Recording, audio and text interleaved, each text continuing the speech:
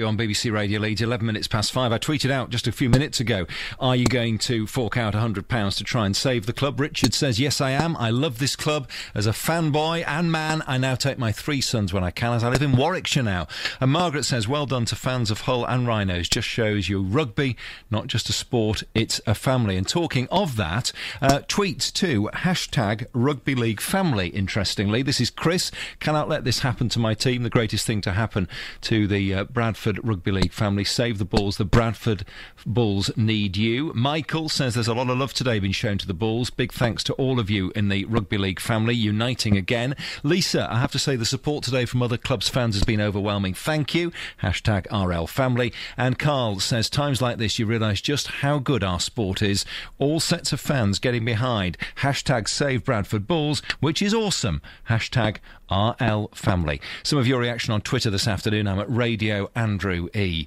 Well, about an hour ago, I actually read out a tweet from Robbie Hunter Paul at @RHunterPaul. It says, and there it is again, #RLFamily. To all the Bulls supporters who I grew up with, you all know my pledge is in.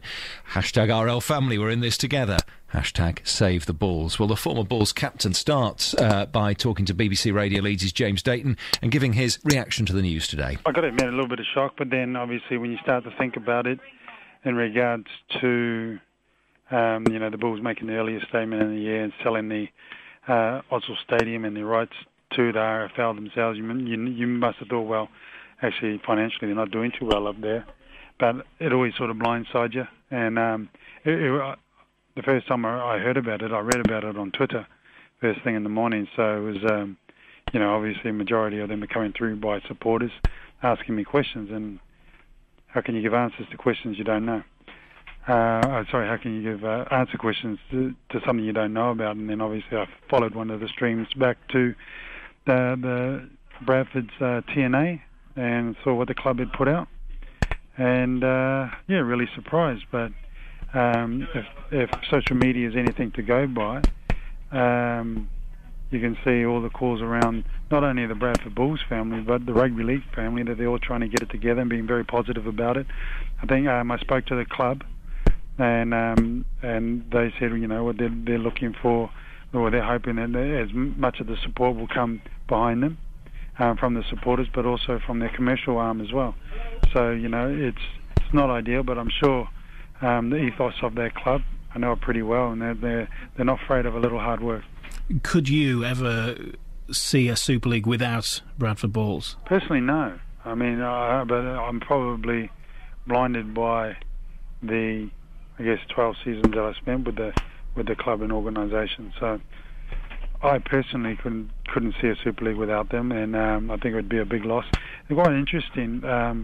Over my years as a student, teaching myself all about sports marketing, and one of the textbooks that is highly regarded and highly quoted is the sports marketing book developed by Professor Chadwick, and he frequently mentions the Bradford Bulls and their engagement and supporter engagement, especially when it comes to match day opportunities. And for me, that was quite a sense of pride when I was studying, because obviously rugby league was being spoken about in quite a positive way. So for a lot of ways, shapes and form, they've been industry leaders. When I left the club back in 2006 and came across the Huddersfield Giants, the club was in really good order. I left in 2005 and just finished winning the Super League competition, and there was a real glow about the place. Obviously, it's only been 6 years, so that's in anyone's eye, that's quite a short amount of time. So to hear this, you can imagine it's taken quite a few people by surprise. And I understand you've donated your share. Made my pledge, and part and parcel of that is it's not only supporting the clubs and the Bradford Bulls brand, but it's also it's an interesting one, because I grew up, I came to Bradford when I was 18. Many of those supporters, who I call friends now, and actually some of them are work colleagues, I grew up with them. We all started out as kids, and now we're adults, and part of that is not only buying into the club itself, it's also buying into the greater community of what the Bradford Bulls came to represent. but also the rugby league community, because I'm a big believer in all of us sort of sticking together and using that network and looking after one another. So, even though I'm across at the Huddersfield Giants, still shows that, together we're stronger. Former Bradford Bulls captain, real legend Robbie Hunter-Paul with our own rugby league expert, James Dayton, BBC Radio Leeds, 16 minutes past 5.